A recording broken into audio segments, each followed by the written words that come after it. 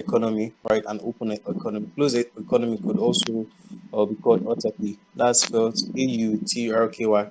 Right. Basically, autarky is talking about when an economy is self-efficient. That means an economy does not trade with other countries, right? So in an instance that you have that kind of scenario, the calculation of the GDP for that country will be C plus I plus G, right? But in an open economy, which literally every country in the world engages in open economy because there's bilateral, multilateral trade between countries, right? You have C plus I plus G plus NX. Your NX is the net export, right? So that is the formula for calculating GDP. So I'll just leave it with Jesse to carry on from here. All right, thank you very much, Faraday. That was a very insightful introduction. So, I think Faraday has buttressed a lot of points. We have been made to understand that GDP is basically the monetary value of all finished goods and services in an economy, right? So, I'm just going to talk about the three major ways of calculating GDP. Now, we have the output method, we have the income method, and we have the expenditure method. These are the three major, like, key ways by which an economy can measure her GDP. So the output method is basically buttressing the definition. It's just saying, oh, the value added by each and every producer in an economy. You can measure that by, let's just say, taking the price of the goods and services times like the quantity produced. So you get the value of products being pushed into the economy. That's how you measure the GDP of a country using the output method. So, secondly, I'm going to talk about the income method. Income method is basically just saying, oh, this is the total income that was received or remunerated in a particular economy during a particular period of time, and that will be used to calculate or give indices on the GDP of the economy for that particular period. So we are just taking into cognizance the income generated for an economy or for a country during a particular time. That's how you measure GDP using the income method. And lastly, use the expenditure method of calculating GDP. That just goes on to say um, every single expense, every single spending done within an economy is being collated together and summed up, and it's being expressed in terms of GDP. That's domestic product, domestic output, in terms of how much was spent in an economy during a particular period of time. So yeah, I think that is basically it. And I'm just going to say again, when talking about GDP, you should also know that GDP essentially affects a lot of macroeconomic variables. GDP affects inflation, GDP affects unemployment, GDP affects a lot of macroeconomic variables. GDP can actually be a dependent variable, it can also be an independent variable. Let me just explain what that means.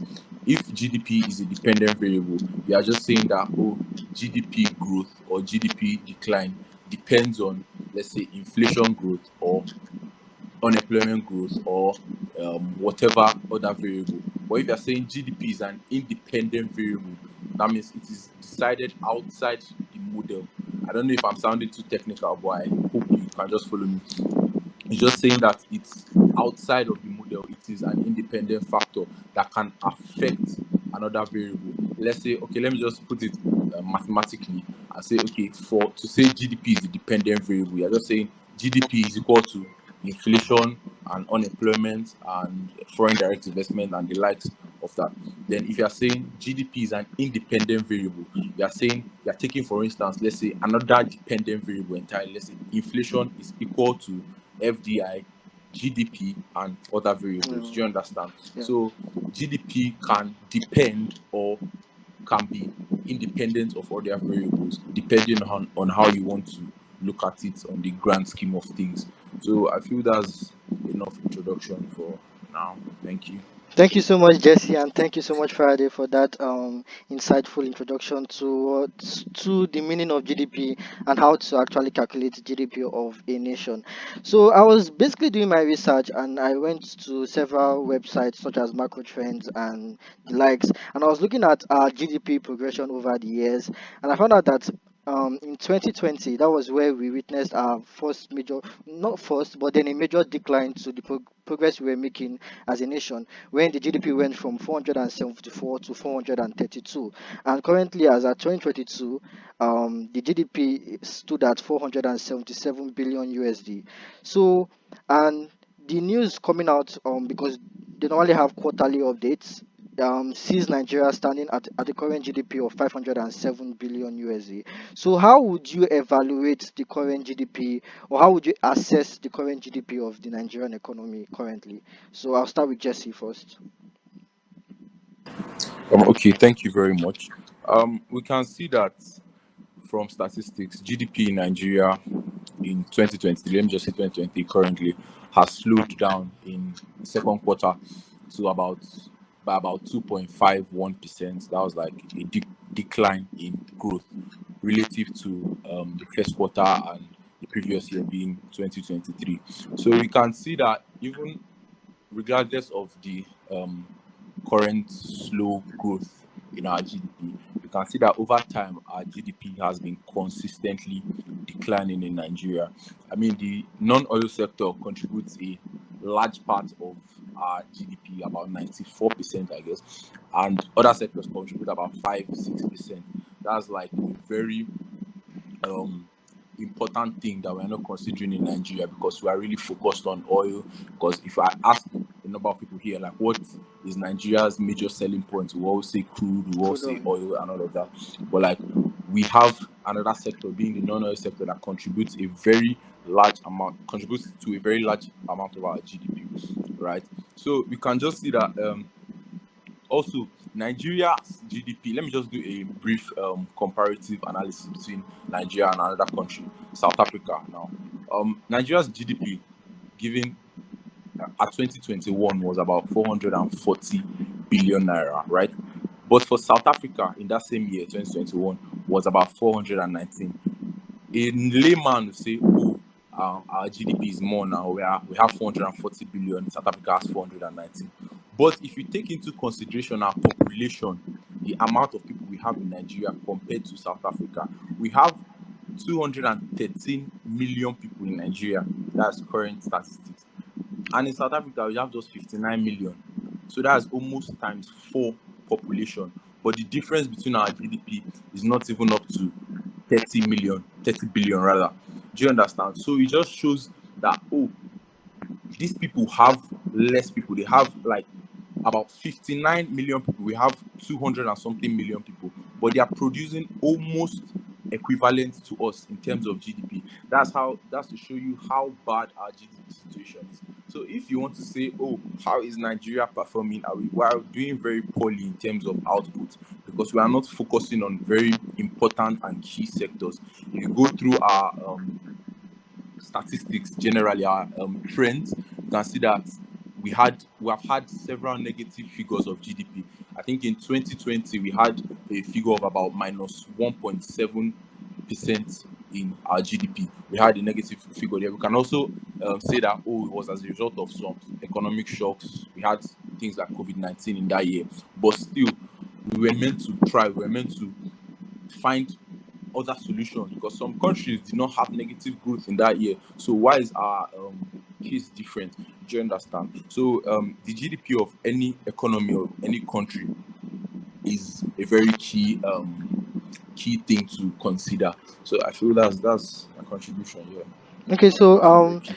we would have loved to have Faraday's opinion on this, but I don't think he's on the call right now. So we'll just keep building up on what we've discussed already. So you mentioned something about the Okay. GDP per capita, which is like considering the population of people. Yes. Yeah. So and Yes. this now leads us to the next question, because the GDP per capita determines like the state of the welfare of the people. You get. So what would you say are Mm-hmm. certain strategies that can be employed to improve the GDP per capita of an economy? All right. That's a very good question. The GDP of per capita essentially of the country is just saying, oh, how much output is being expanded or brought out per head in an economy per person. So if you want to increase the output per person, there should be a lot of focus on small and medium scale enterprises, individuals, entrepreneurship, everything related to startups, everything related to business establishment, everything related to incorporation of new businesses, increasing and expanding already established or existing businesses. That is a very instrumental way through which the GDP of an economy or the per capita GDP of an economy can be boosted. Because when you have more people participating in economic activities, establishing firms, you see them increasing employment. Like now, I established a financial technology firm. I'm definitely going to have to employ people. I'm definitely going to have to expand. I'm definitely going to want to bring more people into my work, and this essentially increases the output of the individuals that are in my firm, and also generally in the grand scheme of things increases the output of the economy at large. So I feel like establishment of SMEs businesses would be a very key step in increasing the per capita GDP of every economy, especially Nigeria being our case study here. We also have factors like human capital development. I mean, development of individual skills, and capacity, expanding your skills, expanding your technical know-how as a person would essentially improve the GDP of an economy. If we have an economy that has a high level of human capital development, we have a lot of skilled workers, we have a lot of skilled people, we have a lot of, there will be no sector that will be lacking. Even the small scale, what do I call it now, informal sector would not be lacking, because the people that are there are skilled enough to carry out their tasks. Let's say carpenters, plumbers, all of them. We have them producing output, because they're actually economic agents also. If you look at it, it doesn't, because they are part of the informal sector, does not make them less of economic agents. Say like people like carpenters and all of that, you still pay them for their services. So these transactions boost GDP. These transactions are what constitutes the GDP of an economy. So human capital development is quite instrumental too. And investment in physical capital also is very good and instrumental. This one can be done by the government. It doesn't necessarily have to be individual. You have expansion in terms of bringing in machinery, bringing in technology, technological know-how, efficient use of technology too in the process of doing things would actually increase GDP and per capita GDP in any economy. Because if we have like a wide use of technology, I mean, jobs will be done faster, we'll have higher output, we'll have a broadened level of output in the economy. So I feel like these are very good sectors. I think I mentioned a lot of private sector contributions. Let me just speak briefly about government contributions. Another key element that we have to consider in expanding the GDP or GDP per capita of an economy is our infrastructure. Take for instance Nigeria being our case study. We have a very poor level of infrastructural development. I mean, if you look at our roads, our railway system, is very bad. It's very bad, not functional. How does an economy produce? How does an economy yield output without having adequate infrastructure? It's nearly impossible, because we need this infrastructure to transport, we need this infrastructure to build, we need this infrastructure to perform every economic activity we want to carry out. So infrastructure is a very important contributor to GDP of any economy, and it's to be a very instrumental factor in boosting the GDP or GDP per capita of Nigeria. And also privatization of some particular sectors in the economy. I mean, like you see the electricity sector in Nigeria now, PCN, I think it has been privatized here.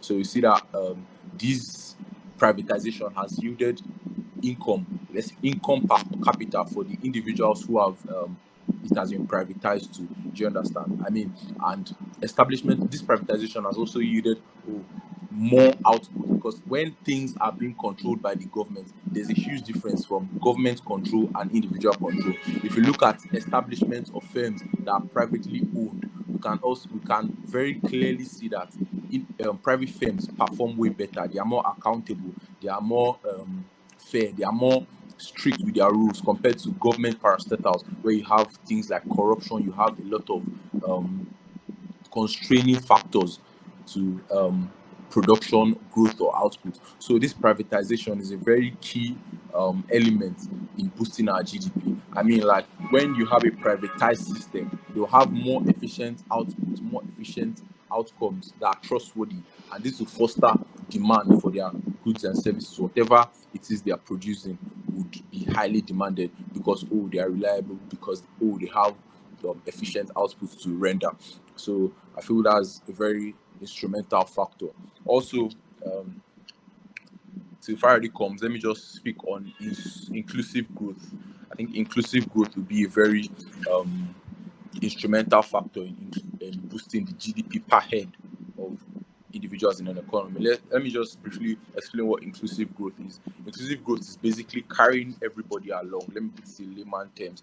You have an economy, let's say the Nigerian economy now, you have the Easterners, you have the Westerners, you have the Northerners. But in the Nigerian economy, we see that the Northerners are usually segregated relative to, let's say, the Westerners. We have the Westerners performing very well in terms of productivity, in terms of output, but the northern angle, the northern side of Nigeria, is being ravaged by a lot of by, let's say, insecurity, a lot of economically constraining factors. So this inclusive growth is basically saying, we're carrying everybody along in terms of growth, in terms of distribution of income, in terms of wealth distribution. Is just basically saying, we are all moving together at a particular pace as an economy. We are not leaving any aspect, or we are not leaving anybody behind in the economy. So that would be a very instrumental factor in boosting our GDP per capita. Because once we have a lot of participants in the economy, once we have a lot of people performing productively in the economy, I mean, inclusive growth is bound to happen when everybody is actively performing in the economy. We have the Northerners actively performing, carrying out some specific tasks. If it's the agricultural sector that they are good with, or the mining sector, whatever resources are available to them, they are able to explore, and they have the adequate facilities to explore and grow in those areas. I mean, we'll be able to essentially expand our GDP, expand our output, expand our per capita GDP as a nation. So yeah, that's my contribution to that.